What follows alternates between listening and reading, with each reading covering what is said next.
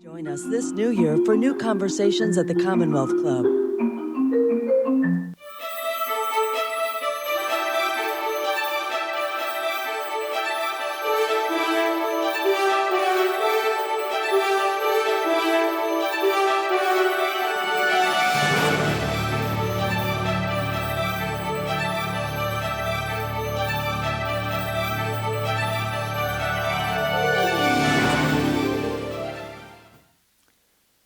Welcome to the Commonwealth Club. I'm George Hammond, Chair of the Humanities Forum, which organized tonight's event.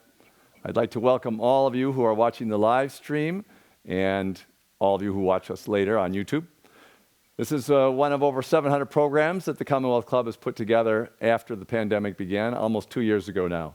And we bring to you live streaming and sometimes without an audience altogether, the authors and the topics in politics and foreign affairs that we brought to you for the last 119 years. We just celebrated our 119th birthday. So welcome.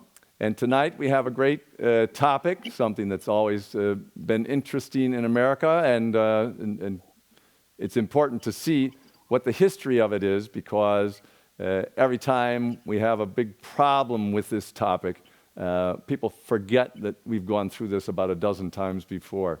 So we have Nancy Foner with us today. Her book is called One Quarter of the Nation, Immigration and the Transformation of America. Welcome to the Commonwealth Club, Nancy.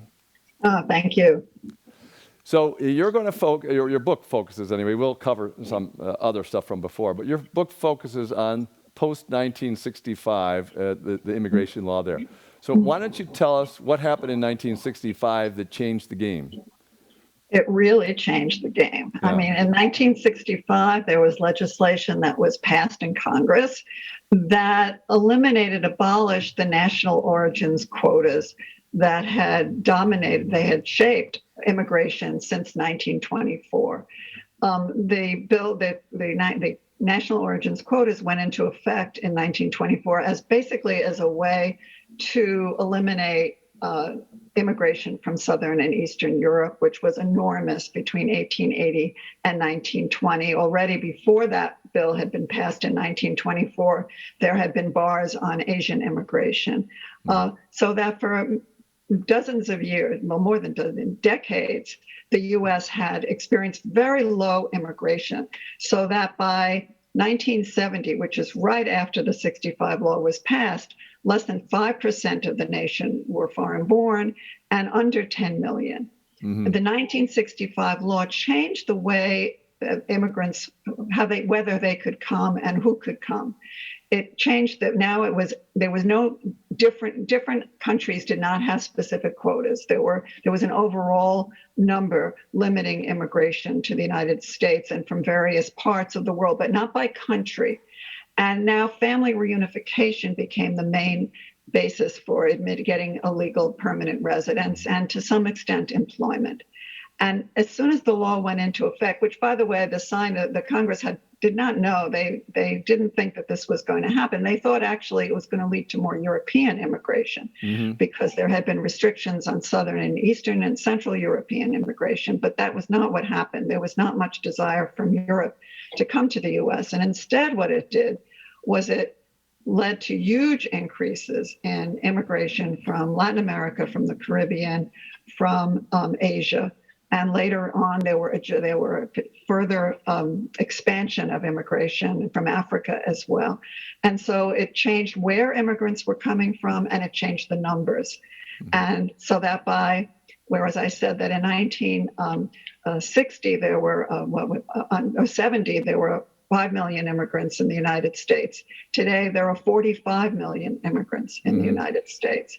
And whereas in 1970, less than 5% of the population was foreign born, today it's 14% foreign born. Mm-hmm. And if you add on the children of immigrants, the US born children of immigrants, it's 26%. And that's 1/4 of the nation. It's a little more than 1/4 of the nation. And so the law had, and not just, it was a 65 law and then subsequent congressional legislation actually expanded the number of immigrants coming in. And here I'm talking about lawful permanent residents, those who are coming, who have the ability to live and work here. Yeah. So part of this number, the 1/4, does it include the illegal immigrants, or does it not? Yes. It does, yeah. It does. It does. Because the 1/4 figure, when I tell you that there are 45 million immigrants, that's a census, from the census data. Right. And that includes, it doesn't ask if you're undocumented or documented. It's based on where you say you're born. And so out of that 45 million, about 10 or 11 million are actually undocumented. Those are the estimates that most social scientists accept or put forward. So about 1/4 of the immigrants who live in the United States are undocumented, which is actually a very high proportion. Yeah. And we can talk more about that later. It's also that many of those, actually a very high percentage, about 2/3 or more, have been living here 10 years or more. So they're actually, on the whole, a quite settled population. Yeah, I think before we go more deeply into this, to make sure our audience knows where we're going, your story, although that's a totally different totally different outcome from what was expected by the Congress in '65. They thought they were going to get one thing, they got something else altogether. But the story of immigration and how it influences it hardly changes at all depending upon where the people come from. That the same outcome of immigration on our economy seems to be the same benefits. There are some different disadvantages and stuff like that, but the same benefits don't seem to be that strong based upon where the people come from. No, I think that I don't actually look at it quite that way in the book, but yes, the benefits of immigration have been, or the changes that immigration has brought, and the benefits it has brought have been similar throughout American history. So yes, although it's obviously not exactly the same. Things do not repeat themselves exactly the same way. No. Obviously. Yeah. And for example, we could talk about undocumented immigration, which in the past we didn't have. If you looked, the frequent comparison is to 100 years ago or more, when we had this massive immigration from Eastern, Central, and Southern Europe between 1880 and the 1920s. And then there were very few undocumented immigrants because there were no numerical limitations on immigration, and there were no visas that you had to get before you came here. So that's one way, by the way, that it's different. Right. Why would people sneak in when they can just walk in? Right. Yeah, or take the boat in. Yeah. The big thing was getting on the boat, actually, not getting into. Once you were on the boat, you were good. So we had a lull from 1924 to 1970 or so, where immigration was not. But in the 50s, when everyone was so, did that contribute at all to the idea in the 50s, which is smack dab in the middle of that America was stable and it was a certain kind of thing, and that it shouldn't change? That's what America is. Or is that just based on the fact that the people who were writing in 2000 were all born in the 50s, and so everybody? I think there are a lot of different reasons, but yes, I think the fact that there was low immigration, partly because of the restrictive legislation, partly because there was a Great Depression, partly because there was World War II, that there hadn't been new recruits coming in, and so the people, yes, and there were the second generation, the children of immigrants were growing up, and they were coming. The post-World War II period was also a very prosperous period in American history. And so the children of immigrants were able to advance and move up, and they were assimilating and becoming American. And so, yes, I think that's a big change. Then all of a sudden, by this, the big movement begins in the late 60s, but people don't begin to really see it, until later. But by the 80s and the 90s and the 2000s, there's large numbers of immigrants who are living in this country, and they're coming from different places. They're not Europeans. They're coming mostly from Latin America, the Caribbean, and Asia. One of the things that concern some people is the different religions that the immigrants have. And you talk about how now there are mosques and there are Hindu temples and so on, a small number. But people who've studied it, of course, know. But this is very much like when the Catholics first started coming. And so why don't you talk about that? Because they were treated pretty much the same way, and their churches were treated pretty much the same way. But that didn't stop anything, right?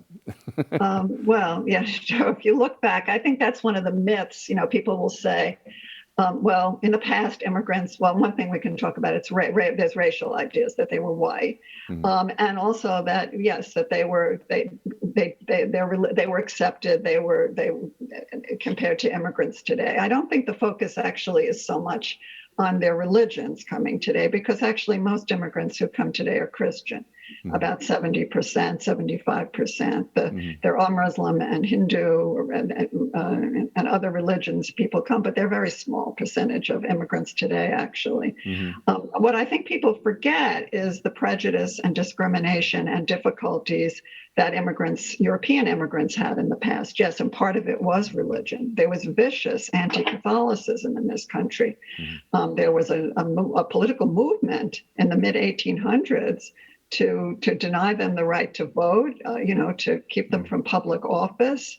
Very vicious anti-Catholicism, and that did not let up for a long time. I mean, the big thing was, even when John F. Kennedy ran for president, the notion was, he was going to take order from the Pope.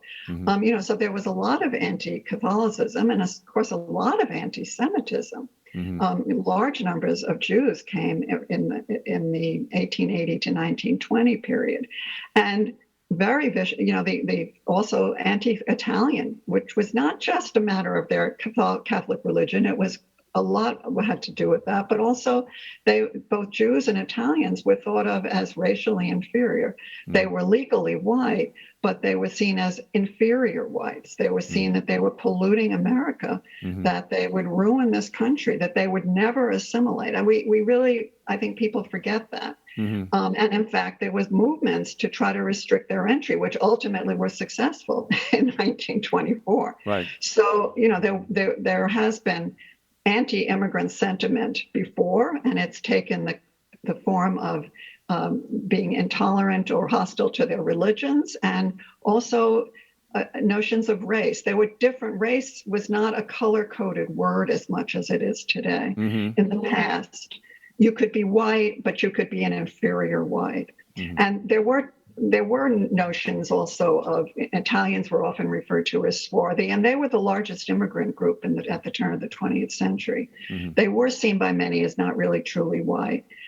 Jews were seen to look different. There was one study that was done in New York of Jewish noses to show that Jews, actually it was shown to disprove that Jews didn't have a particular nose. Right. But I mean, the fact that anybody was doing a study like that is kind of incredible. So that there was a lot of, and in fact, one of the questions that we ask in the social sciences is, well, how did it happen that Jews and Italians and the Irish, and how did they become part of equal members of a white community, and how did the country go from not being, a Protestant nation, to one that sees itself now as Protestant, Catholic, and Jew?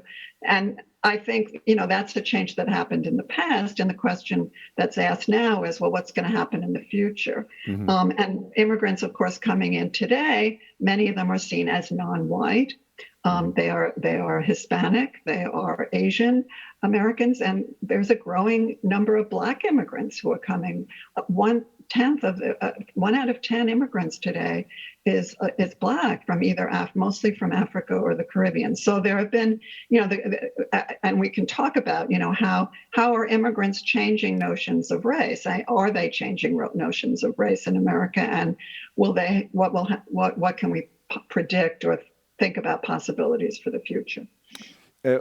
One of the statistics you had struck me, you just mentioned it, that 10% of the immigrants are now Black. And you said, I think in the 1960s, if I remember, it was only 1% had been foreign born. Is that an indication that we have at least made some progress in dealing racially with African Americans in our country? I know we haven't made enough progress. But we haven't made enough progress. We're attracting people now. Yeah. Well, I think that we had a civil rights movement. I mean, right. It hasn't done. There are still lots and lots of problems, but things have changed since the 1950s in terms of the position of African Americans and certainly in American society. I'm not sure how well. I think there was a large West Indian migration to the United States, mostly to the New York area in the 1920s. But certainly, Black immigrants did not go to the American South before the 1950s because it was segregated. There was legal segregation. They would never have gone there. And of course, they also had problems getting admitted because the laws that I talked about that changed in 1965 did not allow large-scale West Indian or African immigration. And so they weren't coming then. So partly it's a question of the law, partly it's a question of a changing racial scene in the United States. But I think what's relevant in terms of the transformation, I mean, and the question that we can ask is, what does it make a difference that 10% of Black people in America are foreign born? And if we look at their children, about 20%, if we can, are either immigrants or children of immigrants. So, that's a question that I do grapple with in the book, to what extent that's made any changes in perceptions of Blackness or the way people, views of Black people. Well, before we leave the past altogether and stick to post-1965, America, as I always say, is a land of immigrants. I mean, obviously, the Europeans that first came here thought it was a land for the taking, which they took it. But other than the Native Americans, everybody was an immigrant. And they were all different groups, and they all didn't like the other groups getting a piece of the action either. So this part of American culture has been going on since its start, since the colonial era. The other part that's interesting to me about the whole immigration issue is it's a little bit of a self-selecting group, at least most of the time. It's people who are ambitious enough or energetic enough to break the entropy that most people have. You mentioned that at a certain point after the 1965 Act, not many Europeans wanted to come to America. And if you go back to the colonial times, who came?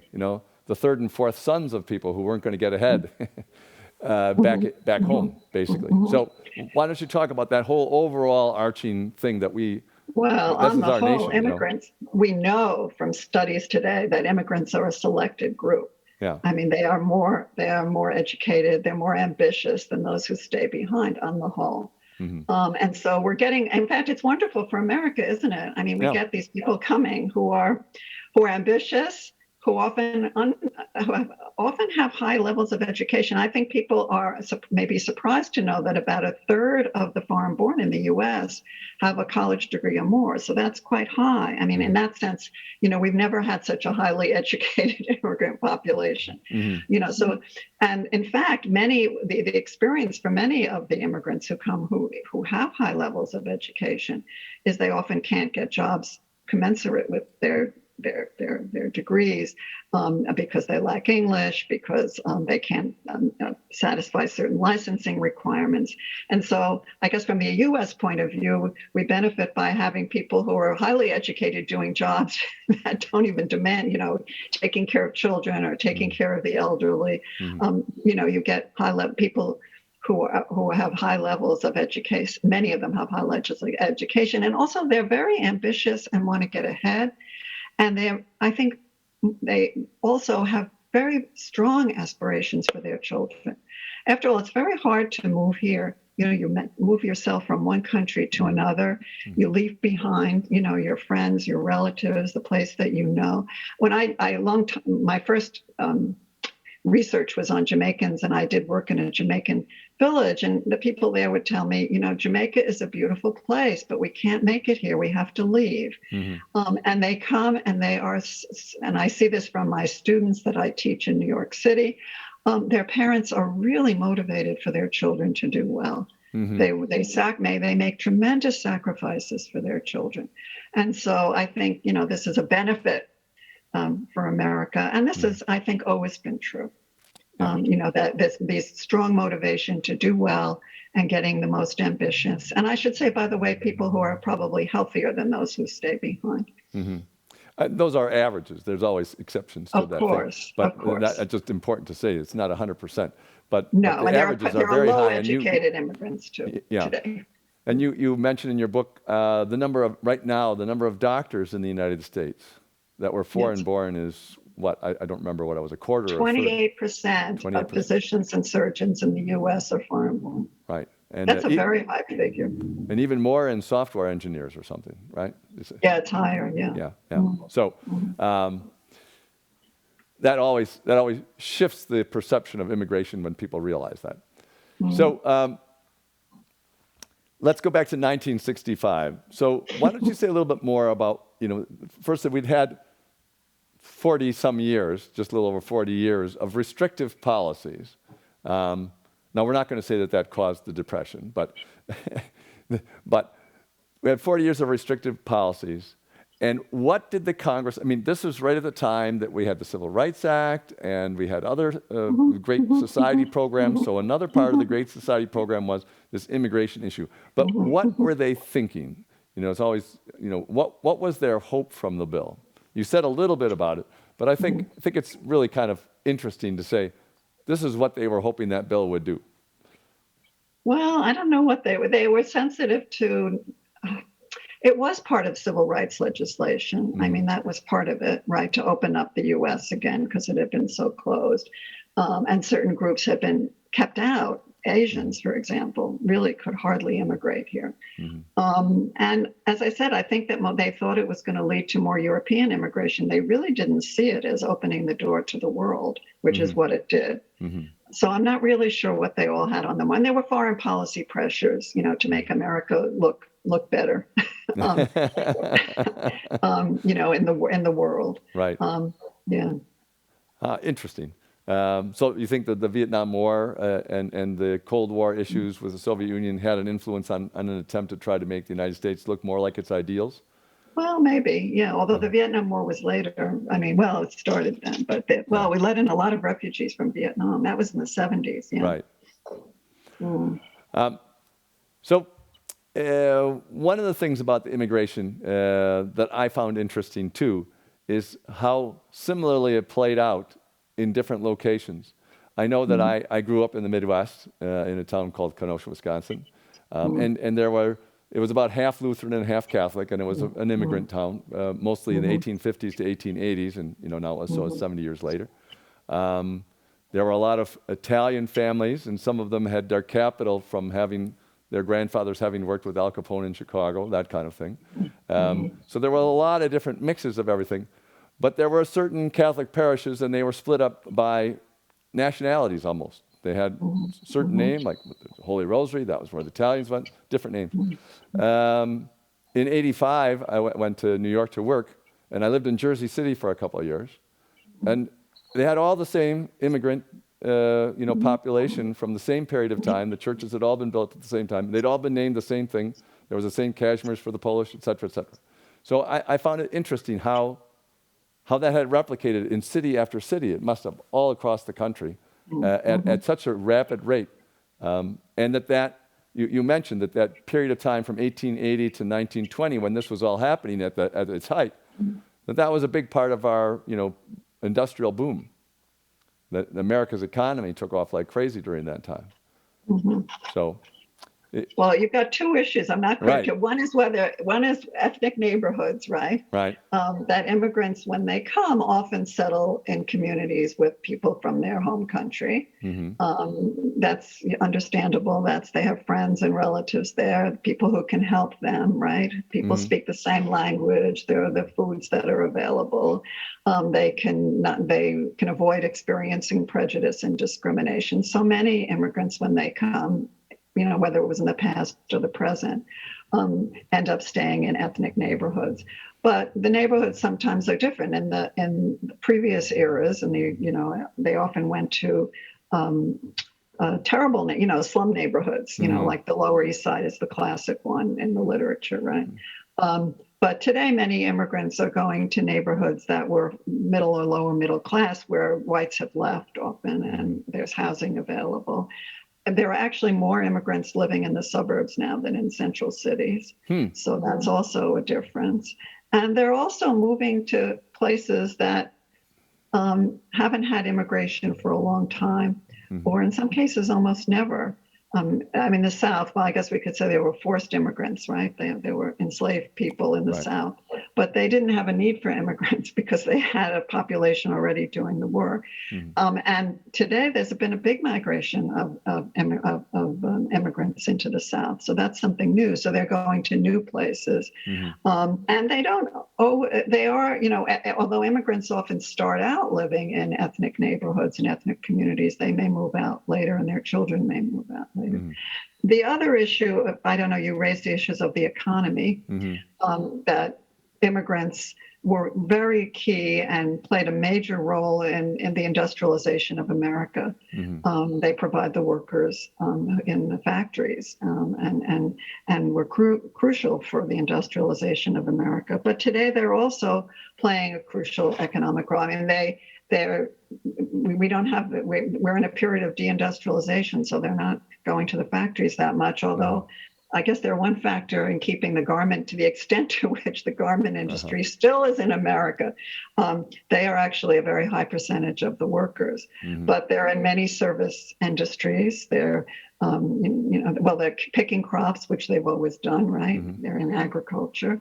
They're in a large range of service jobs in restaurants and hotels, caring for the elderly, caring for sick people, working in caring for children. I mean, there's a whole range of jobs that they're in service jobs in this economy. And of course, I guess they practically, I sort of say, I think they practically invented Silicon Valley. They're heavily involved in the high tech.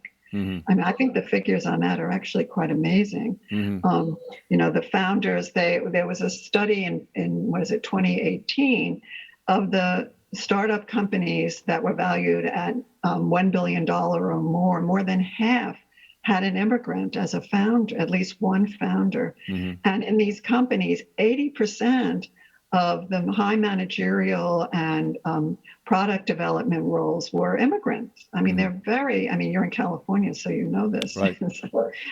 So they're heavily, they've been very important, not just in working in high tech, but in innovating and in founding companies. And, that's a very key part of the American economy. So they have been very important. What is it? 1 out of 4 new businesses are founded by small businesses are founded by immigrants. They're 1/5 of small business owners. They've invented various kinds of services like nail salons, which Asian American supermarkets, the Chinatown buses. I mean, so they've invented new kinds of businesses. Although in meatpacking, they're the major source of workers as meatpacking has gone to the Midwest and the South. They're the main source of workers in the meatpacking industry. So I think they're very critical to the economy. They've helped it grow. I think the other aspect of the economy, and this is true, I guess, in the past as well as in the present, is that immigrants are not only workers, they consume goods and services. So without immigrants, our economy would be hurting. I mean, I think of, say, schools. I'm in New York City, and the schools are terribly overcrowded. And one reason they are terribly overcrowded is because we have over 3 million immigrants, and they have a lot of children. And so the schools are crowded. But without immigrants, the schools would be closing, and there would be fewer jobs for teachers, for custodians, for people who work in the kitchens. I mean, and you can do almost any industry, service industry, even the food they buy, the clothes they buy, that stimulates the economy. So that's a really important, thing that people forget. I think that without immigrants, our economy they really benefit the economy in all kinds of ways.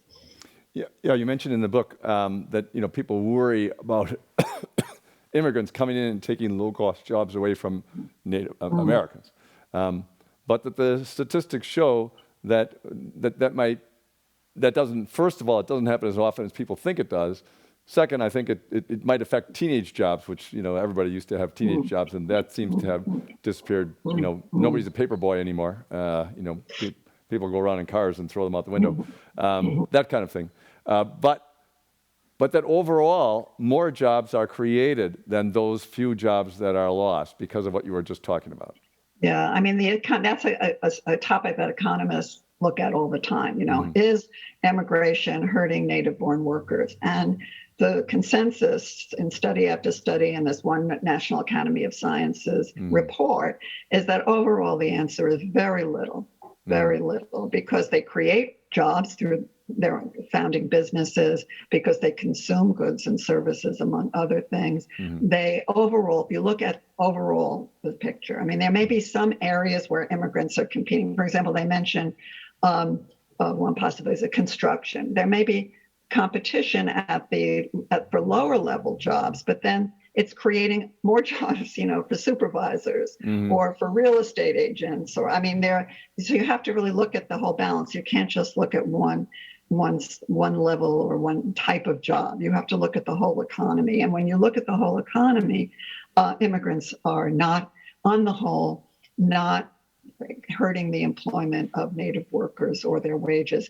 And what we find is that native workers shun the kinds of jobs that immigrants are taking, actually, and they move into jobs that often demand, for example, more communication skills. And so I think that's the consensus among economists, that they're not, even though we hear politicians sometimes say they're taking our jobs with Trump, they're killing us. They're not killing us.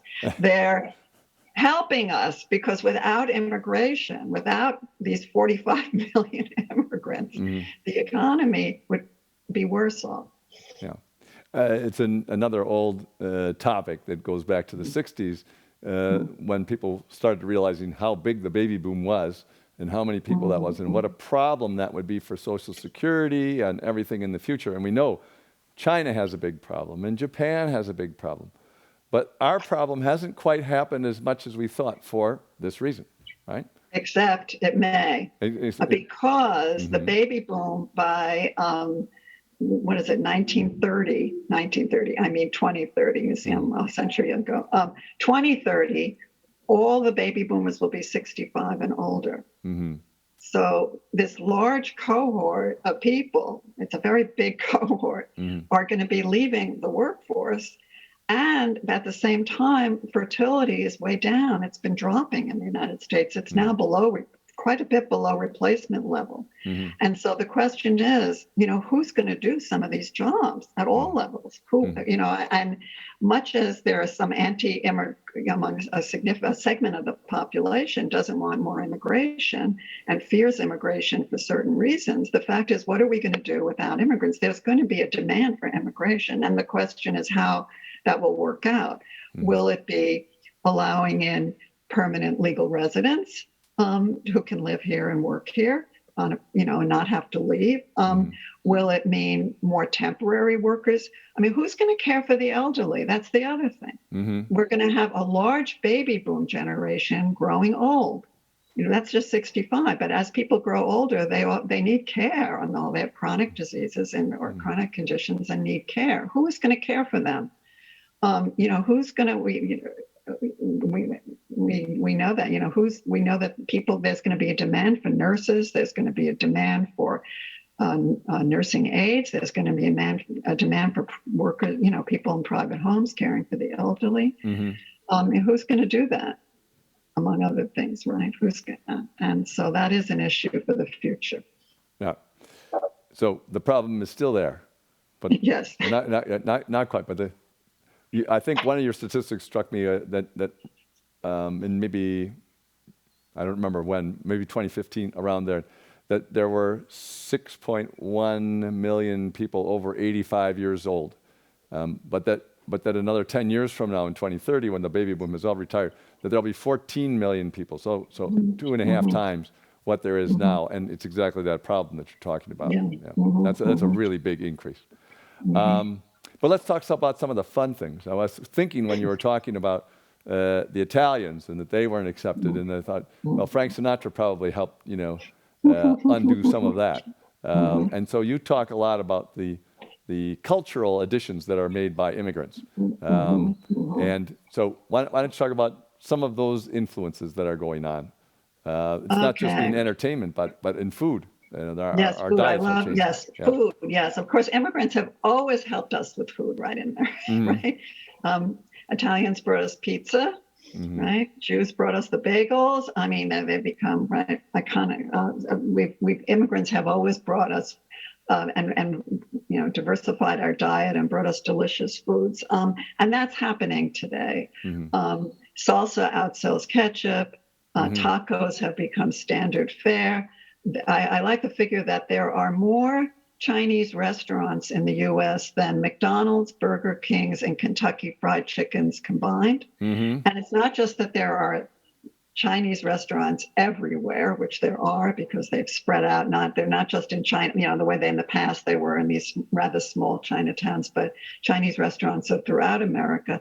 But also their new cuisine, that's not just Cantonese, it's from other parts, regional dishes in China. So they have certainly varied our diets, whether it's eating at a fast food restaurant, whether it's going to a fancy restaurant or going to the supermarket. Our diets have been very much, or our cuisines have been very much changed by immigration. And they've changed, they have an effect, and I think changed the films we watch, the novels we read. I mean, you only have to look at the New York Times. I don't know if you read the New York Times book review, and you see almost every week there is a new novel or memoir by a recent immigrant or second generation author. They are winning prizes like Junot Diaz for The Brief Wondrous Life of Oscar Wilde, or Jhumpa Lahiri for The Namesake. So they're and dealing with themes. After all, there were famous writers in the past and novelists who were immigrants in days gone by, but they're and they deal in many of the same themes, but also themes that are relevant today, such as undocumented status, or in the case of I looked at films too. They've been changing The Namesake. I don't know how many people who are listening saw The Namesake, sorry. The Big Sick is what I meant, which is a film written and starred in by a Pakistani-born immigrant about not arranged marriage, but semi-arranged marriage. It's a very good film. Or, television programs featuring and about immigrants. Music, they've had a big influence on music, bringing Latin rhythms and melding them with American styles. Gloria Estefan is an example, Miami-based and Cuban-born.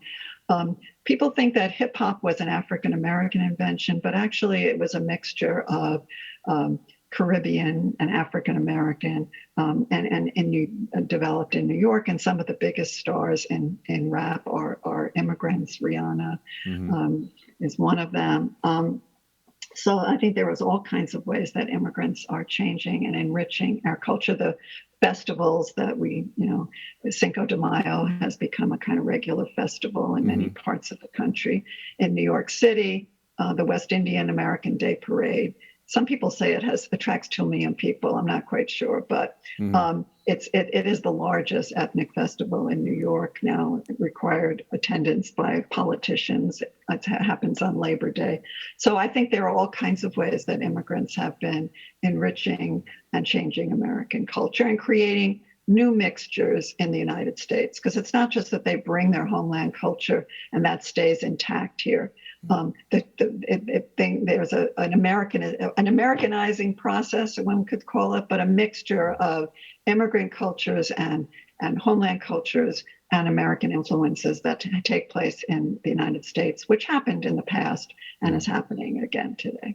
Yeah, St. Nicholas became Santa Claus over time, right? Right. Yeah. And we eat frankfurters, right, and hot dogs and Christmas. Yes, exactly. So, I think immigrants one thing I did want to, I hope that comes out in the book is how much America, the U.S. in the past was changed by immigrants, right? And there's this constant process of change. And so the U.S. that these post-65 immigrants came to was an America that had already been changed by many waves of immigration, and they now are adding their own mixtures and their own impact and influence on this country. Yeah, you mentioned in your book that a lot of people, when they study immigration, they talk about how immigration is affecting America, but you're talking more about how the immigrants are having an influence on the American culture rather than how we deal with it. Why don't you explain your slightly different angle on that? Well, I think a lot of the studies, understandably, are of how immigrants are changed and how they adapt to this country. And that's obviously a very important topic. And I myself have done work on that. But not that many social scientists or scholars look at the other side of the picture, how immigrants are changing this country. And so what I wanted to do in the book was to take a more systematic approach to that and not just look at one aspect, not just the politics, not just issues of race, not just the economy, but to look at a number of domains in depth and to show how much this post 65 immigration, which we are still in the middle of, so it makes it hard, is having an impact in changing American society. I think we tend to take it for granted and not really be aware of it so much. I think it's, but it is having a big impact on American society, and I think it's important for us to understand why. I mean, one of the things that we haven't talked about, I don't know if you're going to ask about it, but we can, is the issue of race. Right. Go ahead. Go right ahead. Yeah. Yeah, because immigration has changed the racial composition of the population in a very major way, and I think we should say that. If we look back to 1960, 85% of Americans were white. Today, the figure is about 60%. In 1960, Asians were practically invisible at less than 1%. They're now 6%. In 1960, Hispanics were 3.5% of the country. They're now 19%. They are the largest minority group. And to a large extent, it is because of immigration. I mean, there's births to immigrants, but it's immigration has led to this very great change in the racial composition of the population. And that's evident if we look at particular cities. I mean, in Los Angeles, for example, to give a California example, in 1970, immigrants, and this is the city of Los Angeles, not the whole metro area, but in the city, about 10% of the city, it was 1960, were Hispanic, and now it's about half. And we can look at, cities throughout the country, and it's not just that the population of Asians and Hispanics and Black immigrants has grown, but also diversified, because it's no longer, when I study, I did a lot of studies of New York, say New York, immigration, Asian does not just mean Chinese in New York anymore. It means Korean and Filipino and increasingly Pakistanis and Indians and Bangladeshis. I mean, there are large numbers from all these groups. In New York, Hispanic, we didn't even use that word, was Puerto Rican, and now Dominicans are a larger group. There's a large population of Mexicans, Central Americans. So there's also been a change in ethnicity and ethnic groups within these populations. So I think that and the Hispanic populations have grown too. So I think in cities throughout, and certainly California is an example of this, right? Yeah. So I think it's really changed the racial composition of the population, but it's also changed perceptions of race. And I think, for example, East Asians used to be seen as a yellow peril. I mean, that was the common a common way of seeing them, right? A common popular view. And today, a common popular view is that they're a model minority. And partly that has to do with the nature of Asian immigration. Partly there are a number of factors involved, but partly it has to do with the fact certainly among East Asian groups are a hyper-selected group. Very high percentages of them are college educated, and their children are doing extraordinarily well and entering elite institutions at very high numbers. So there's been a change. The very category Hispanic is really a new invention. It became an enumeration category on the census in 1980. I want to emphasize that, because I found it fascinating that you said, well, they put a new category in the census, and pretty soon things changed.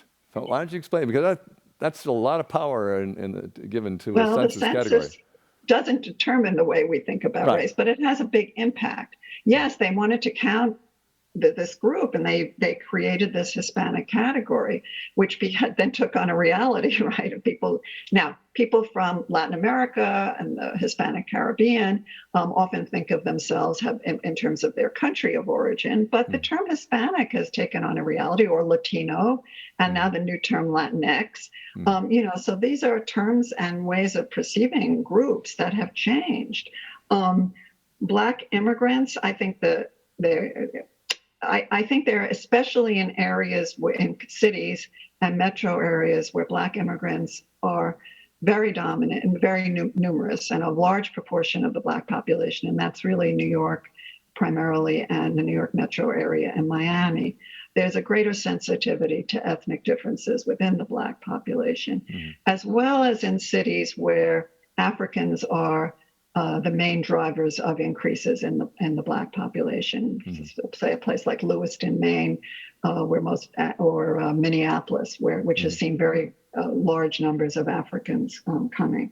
And whites also it's affected how white people see themselves as well. I think that in this country, where now, about a third of the country are what we would call racial minorities. I mean, that's a big change from the black and white notion that was so predominant prior to 1960, that they're more aware of themselves as a racial group, and a significant proportion, some surveys say about a fifth, feel threatened by the decline in the white population, the fact that non-whites are growing and having increased economic and political power, and that they're not as privileged, and a resentment of immigrants, and a feeling that whites are under threat, right? That immigrants are unjustly cutting in line, is the phrase, right? So I think that immigration has not only changed the composition of the population in terms of race, but also perceptions. And I mean, one question, and I don't really have an answer to this, but I think about it, is well, how is this what will happen in the future? After all, what will happen in the future in terms of as the children of these immigrants grow up, a third generation arises, and we have continued immigration, which we will to some extent. How is this going to affect notions and perceptions of race? One of the things that's been happening, and that's quite pronounced, is the growing rate of mixed unions. In 2015, 1 out of 6 new marriages involved a person of different race or ethnicity, and mostly it was a white person with a non-white person, with a minority. In 2017, 1 out of 10 infants was born to a white parent and a minority parent. So we're going to have also in the United States increasing numbers of people who will be of mixed race. Now, will we think of them as mixed race? I mean, that's an issue. Will they have the ability to move between racial categories? Will some of them sometimes claim whiteness or not claim whiteness? Or how will they be seen by others? It's because whatever you claim, it doesn't, I mean, that's how other people also see you. Will a new category, even like a mestizo category, become part of our conversations? Will we think that way? How will, there are all kinds of questions for the future. And a lot of this does have to do with immigration. We can't assume, and then this goes back to history, if you were in New York City in 1910 and you were a Jewish or Italian immigrant, you would say that it was impossible. It was impossible that Jews and Italians would ever be seen the same way as Northern and Western Europeans, ever. That they would never be seen that way. There would be prejudice against them, and they would never be fully accepted. But here we are in 2022, and well, there still may be some prejudice against Jews and Italians. They are seen as fully white. So we don't know. The question, I mean, that's why you have to think that these notions of race are flexible and change, and immigration has a role. So that's something I also discuss in the book, because I think it's... Do you ever wonder whether with the pressure on whites as a race now to see themselves as a race, that will influence their perception of people who feel that because of their race, they're in trouble, because sometimes it's like, embarrassing to be white, right? And I know people have traveled in the past. I mean, I lived in Hong Kong for a couple of years in the 70s, and the percentage of the population that was not Cantonese Chinese was way under 1%. And there were plenty of experiences of that you're the outsider. But that was on the basis of not being financially at the bottom of the rung either. So it's different. But you would think that this kind of experience, at the very least, will make people see what's going on in the other people's, why other people are complaining about this issue. Well, perhaps. We don't know. I mean, there's a lot of, there are particularly those who are attracted to the Republican Party these days, right? Which plays on these anti-immigrant fears and feelings of resentment, towards immigrants, and a fear that America is, no longer the way it was, and that whites are losing their privileges. And the fact is, though, that whites are, as a group, are still relatively privileged and powerful in American society, and so that we haven't had a complete change yet. So I don't know what how that will work. And of course it's not just a matter of numbers, right? It's a question of power and influence and prestige and wealth. But we'll see what happens, right? I think an issue is will race matter less in interactions? Will people feel more comfortable in interactions with others?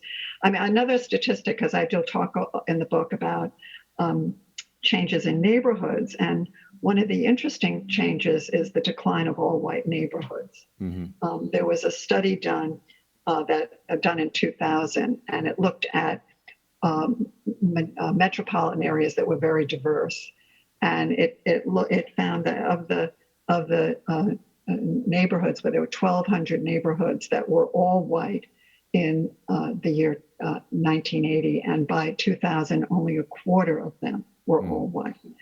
And so, you can say, and it's not just that there were one or two people who were not white in those communities.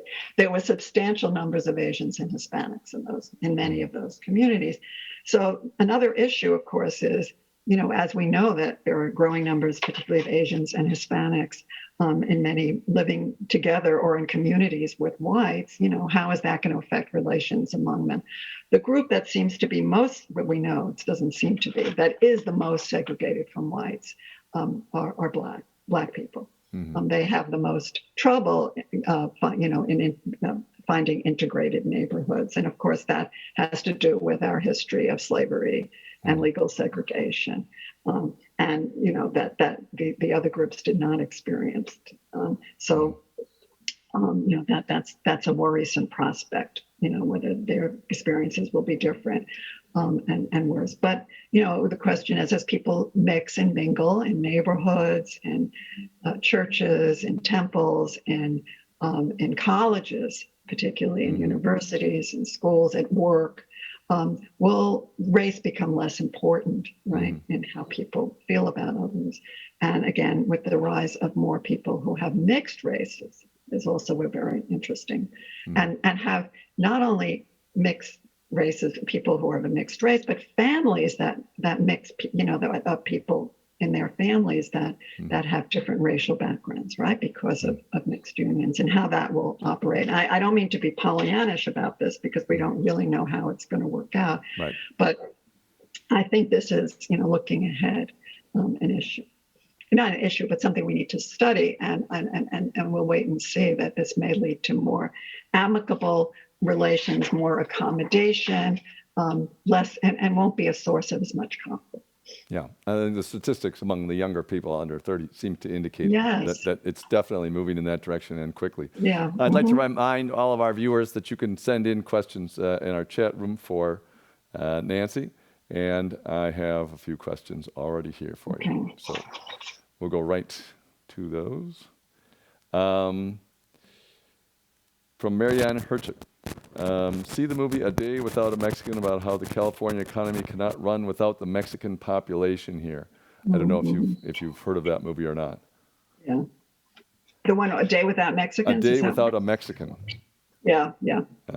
So we'll just put that up for the whole group. And then there's another question from Lynn Alicia Franco. How do you understand the resistance to legalizing the undocumented?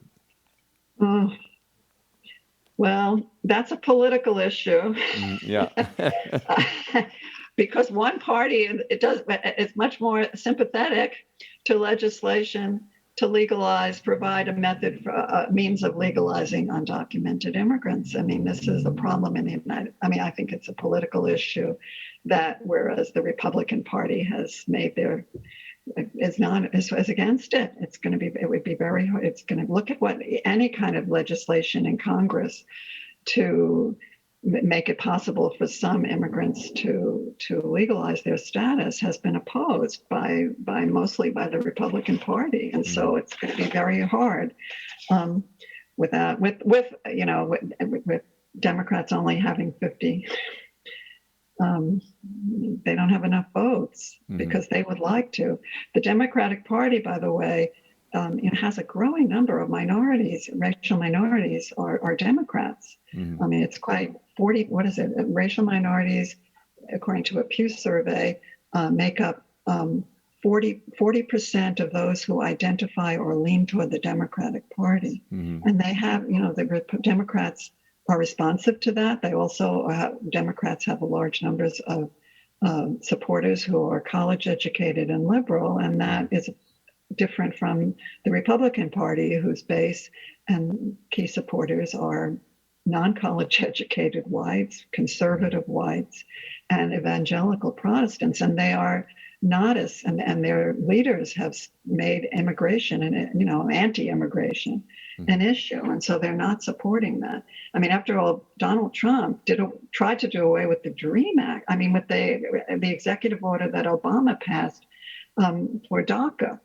I mean, it didn't work because the courts didn't agree. But that DACA, that's not legalization. That's just several years in which you can work and not be deported. Yeah. The Democrats have supported much broader changes, including legalization. So I think it is a big issue in this country with 11 million undocumented, with a growing proportion of undocumented people here, really a settled population and without rights and risking a risk of deportation. So, do you want to talk for a second about how we, before the Civil War, that there was the Know Nothing political party, which was much more direct and vicious about the same topic. So, but it had a different target. Yeah, we have been there before. There have been nativist movements. There was the Chinese Exclusion Act that was passed in 1882 to bar Chinese from coming to the country. So we have had a lot of anti-immigrant politicians and in their own parties, and we spoke about the legislation that was passed in 1924. I mean, that was targeted at Eastern and Southern Europeans to ban them, to stop immigration. So, we have definitely had that in the past. So I guess the optimistic part is that we've had that in the past, and yet those movements died out. So the question is, I mean, this is a question for the future, to what extent will there be changes? I mean, for example, many Republican politicians, this is an optimistic view, that will they feel, as there's a growing minority population, as they feel that they need to appeal to, will they change some of their positions? Will they change some of their positions? I don't, there's other pressures on them, but that could be one pressure that might lead at least some to change. I don't know. There's been no congressional legislation on immigration for a long time. I mean, George W. Bush tried to get, legislation and that would be favorable to undocumented immigration, and he didn't. And he didn't. The the right-wing Republicans wouldn't support it, and it didn't pass. That's the last. So most of the measure, the action at the national level has been through these administrative measures, through executive orders. That's been what's happening, and currently Biden is trying to undo many of the executive orders or administrative measures that Trump put in place. including those that, for example, the public charge rule that has made it very difficult, more difficult for low-income immigrants to come to the U.S. And that's being changed. There are changes being made that will open up the possibility for more legal immigration than had been possible, would be possible if Trump had been elected again. Well, both the good news and the bad news about both political parties is that they've both been on different sides of this issue over their history. So they can always go back and say, let's do what Lincoln did, or they can go back and say, let's not do what the Democrats can say, let's do what the Southern Democrats did, until the 60s. And so people can move back and forth because each party has made serious mistakes in this way, serious mistakes from our discussion point of view about the immigration issue and the facts that are on the table. But the current time is that Lincoln's party is the one that's giving this the problem. And it was interesting that President Johnson, when he passed the Civil Rights Act, knew when he passed the Civil Rights Act that he was handing the South to the Republicans. And of course, that was a big factor, obviously, in the realignment of the political parties. But immigration has also played a role. Yeah. Well, it's interesting that now that's such a big issue because it's always been, other than a few times, it's never been the big issue. The political parties had discussions about how they're going to approach foreign affairs or how they're going to approach, this big issue or how we're going to approach welfare, something like that for the nation as a whole. But this issue gets a lot of play because the Republicans think that more immigrants means more votes for the Democrats, and the Democrats think more immigrants mean more votes for the Democrats. So, but that's not actually true. It's true on average, but it's not quite black and white as you were saying earlier. No, well, we've seen that. We know that minorities tend to trend Democratic, and the most Democratic are African Americans. But about 2/3 or more of Hispanics and Asians have voted in the last 4 presidential elections, have voted for the Democrat. But interestingly, and there's been a lot written about how in 2020, Trump gained 10% of the Hispanic vote. So, the question is, is that will there be further defections among Hispanics to the Republicans? That we don't know, but that's an issue. I think that you were raising that. Well, go back to what you said before, with history always going back and forth on it, you can't predict which way it's going to go. But even if we do something extremely stupid on this issue, we can have some hope that it will change again in the future because that's what's happened most of the time when we've gone too far or done something that was idiotic. Well, I think that when we see immigration, just to that we don't know the exact numbers who will be allowed in terms of lawful permanent residents in the period from about 2000 to 2020. In most years, a million, at least a million lawful permanent residents were admitted. So it may not be that high, but I think whoever is in power, I think the economic demands that we talked about in the demographic features of an aging population, low fertility, they're going to be pressures for anybody, for anybody in power to allow in a certain number of immigrants. So I think that we're going to see continued large-scale immigration for some time to come, and so they will continue to change America, right, and have an impact here. And I have one last question from the audience from Bhavani Chandrasekhar. Immigrants will have to learn more languages. How will that affect the education of their children? Since we have not touched on the language issue, which has always been a big immigrant issue. Do they have to all learn English and all these, English only, over the past and stuff like that? And clearly, New York City's never been like that. Well, but the rest of the country. Language, if I may say, language is and looking at the integration of immigrants. Social scientists often say America is the graveyard of languages. What's happening now is what's happened in the past. Immigrants coming as adults who speak another language, learn some English, but they're not fluent. And there's the children of immigrants are either bilingual, and sometimes they even lose the parental language. And by the third generation, the overwhelming number of grandchildren of immigrants are monolingual in English. They don't even know the immigrant language that their grandparents had. And the data show that that happened in the past. It's happening today, in fact, even more quickly. And of course, the other issue is that a lot of immigrants come speaking English today. Yeah. I mean, they come from countries, the English-speaking Caribbean, for one. Many Indians come speaking English, and English is really the global language of business. So, I think that that English, there's a move towards English, basically, among immigrants, and certainly their children and their grandchildren. Yeah, and I think part of that, we talked about it before too, that immigrants are often self-selecting, more ambitious and everything, and back in the countries they came from. In most countries in the world, if you are that kind of person, you'll be learning English most likely, even to get by in your own society at a certain level. As you said, because it's the international language of business. The French are mad that their language was very close to the lingua franca of the world, but they missed out by 20 years because of the British Empire. But there we are. Well, and I think that if you want to get ahead in the U.S., and you need English. Yeah. Maybe some of the immigrants will be an advantage. For example, Chinese immigrants, right? As other economy, that bilingualism, that if you know two languages, Right. English and another language, that may be helpful in the job market.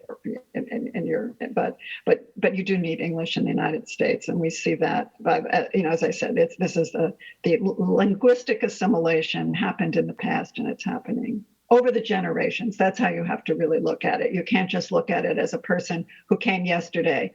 Yeah. You can't expect, and I think one of the things that's happened is because we have constant replenishment of immigration, people see people, Americans see people who are foreign, right, among them who are speaking another language, but those people may have only just come a year ago. Right. But if you look at generations, and you see how long people have lived in the United States, then you can see the change. I think people, when I used to give talks in New York, often people would tell me, "Oh, my grandparents, my great grandparents, they knew English when they come." This would be people who were descendants of Jewish or Italian immigrants, Right. and that really was not true. It often took a long time for their grandparents to learn English, but the children of it, as I said again, the children and grandchildren do learn English, and they speak it often, and they don't even speak the home country language. Spanish has more continuity because there are so many Spanish speakers, but they also are bilingual in the second generation, overwhelmingly. Yeah. So of all the things to be afraid about immigration, which don't make sense, the language issue is yet another one, because the facts are totally against it. All you have to do is wait a generation or two. So thank you very much, Nancy. That was a great, move through what happened from 65 on, plus the history before. My gosh. Really, really appreciate it. Nancy Foner, the author of One Quarter of the Nation, Immigration and the Transformation of America. Thank you very much for joining us. And so ends another event at the Commonwealth Club in now our 120th year of enlightened discussion. Thank you. Thank you.